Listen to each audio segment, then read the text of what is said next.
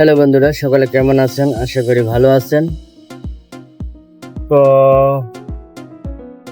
যারা যারা এখনো আমার চ্যানেলটি সাবস্ক্রাইব করে না, তারা অতি সময়ের মধ্যে আমার চ্যানেলটি সাবস্ক্রাইব করেন। লাইক, শেয়ার আর কমেন্ট করতে। আমরা আজকে শিখব, হঠাৎ করে গ্যাস্ট্রিকের ব্যথা বা বুক জ্বালা পোড়া শুরু হলে সবসময় হাতের কাছে কোন ওষুধগুলো রাখতে হবে, আপনার আর কি কাজে আসবে এই বিষয়ে আলোচনা করব।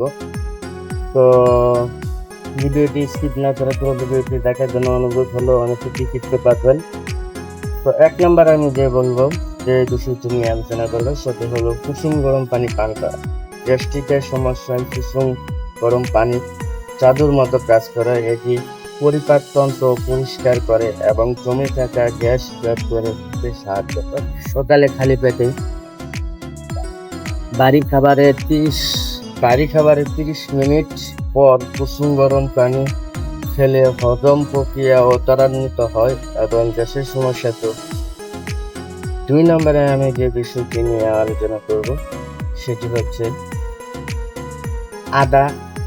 আদার চা বা কাঁচা আদা চিবানো। আদা রয়েছে জিঞ্জারল নামক উপাদান, যা প্রধানত বুক জ্বালা করা, পেট ফাঁপা হলে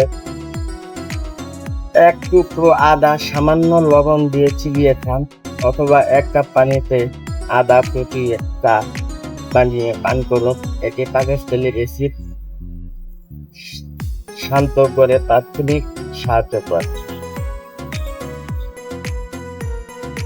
3 নম্বরে আমি যেটি রাখবো, সেটি হলো ঠান্ডা দুধ, তাও চিনি ছাড়া।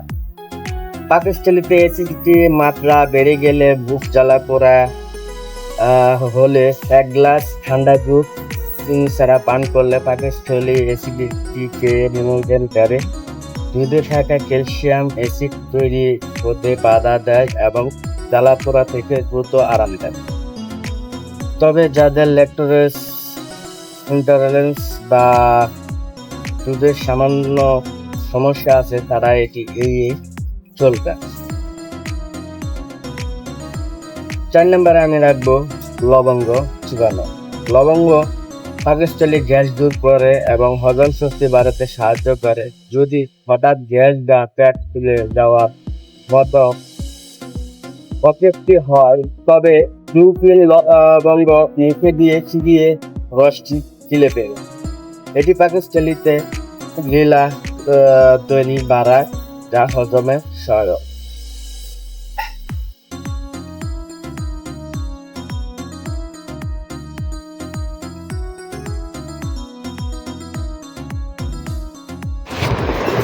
পাঁচ নম্বরে আমি যেটি বলবো, সেটি হলো ডাবের পানি। ডাবের পানি প্রাকৃতিক ক্ষীরার পানীয়।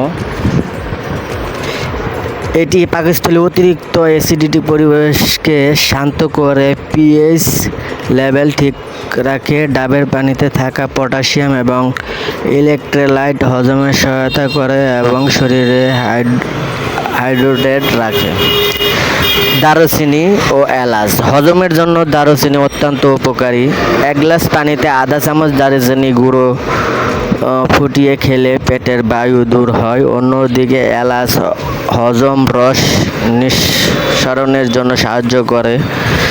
খাওয়ার পর এটি এলাচ মুখে রাখলে গ্যাস্ট্রিকের সমস্যা ধারে কাছেও ঘেঁষবে না। Apple cider vinegar. শুনতে অদ্ভুত লাগলেও অনেক সময় পাকস্থলীতে অ্যাসিডের অভাব হলে হজমের সমস্যা হয় এবং গ্যাসের সৃষ্টি হয়। 1 গ্লাস কুসুম গরম পানিতে 1 চামচ অ্যাপেল সাইডার ভিনেগার মিশিয়ে খেলে তা পাকস্থলী অ্যাসিডের ভারসাম্য বজায় রাখে এবং হজম দ্রুত করে। জিরার পানি। জিরা আমাদের লালা গ্রন্থিকে সক্রিয় করে, যা খাবারে হজমে মূল ভূমিকা পালন করে। 1 চামচ জিরার গুঁড়া এবং আস্ত জিরা 1 গ্লাস পানিতে ফুটিয়ে নিন। পানি অর্ধেক হয়ে আসলে ছেঁকে নিয়ে হালকা গরম। তারপরে মুড়ি। খাওয়ার পর মুড়ি চাবিয়ে খাওয়ার অভ্যাস গ্যাস্ট্রিক রোগীদের জন্য আশীর্বাদ। মুড়িতে থাকা এসেনশিয়াল অয়েল পাকস্থলী পেশিকে শিথিল করে এবং গ্যাস বের হতে সাহায্য করে। রাতে শোবার আগে মৌরি ভেজানো পানি খেলে সকালে পেট পরিষ্কার থাকে। তারপরে যেটি আছে সেটি হলো পুদিনা পাতা। পেট ফাঁপা বা বমি ভাব হলে পুদিনা পাতা ব্যবহার করুন। 1 কাপ গরম পানিতে 5-6টি পুদিনা পাতা দিয়ে 5 মিনিট ঢেকে রাখুন। তারপর ছেঁকে পানিটি পান করুন। এতে অন্ত্রের বায়ু দূর করে এবং পেটে অস্বস্তি কমায়। 11 নম্বরে যেটি রাখবো সেটি হলো কলা। কলা একটি প্রাকৃতিক অ্যান্টিসিড। এতে প্রচুর পটাশিয়াম থাকে এবং পাকস্থলী অ্যাসিড স্তর নিয়ন্ত্রণ রাখে। যাদের খুব ঘন ঘন অ্যাসিডিটি হয় তারা প্রতিদিন অন্তত একটি করে কলা খাওয়ার অভ্যাস করুন। 12 নম্বরে যেটি রাখবে সেটি হলো বাম দিকে কাত হয়ে শোয়া। যদি রাতে ঘুমানোর সময় গ্যাস্ট্রিকের ব্যথা বা বুক জ্বালা পোড়া শুরু হয়, তবে সোজা না হয়ে শুয়ে বাম কাত হয়ে শুলে পাকস্থলী অ্যাসিডিটি উপর থেকে খাদ্যনালী উঠতে পারে না। এটি কোনো ওষুধ ছাড়াই গ্যাস্ট্রিকের জ্বালা পোড়া কমানোর একটি সহজ কৌশল। তো বন্ধুরা,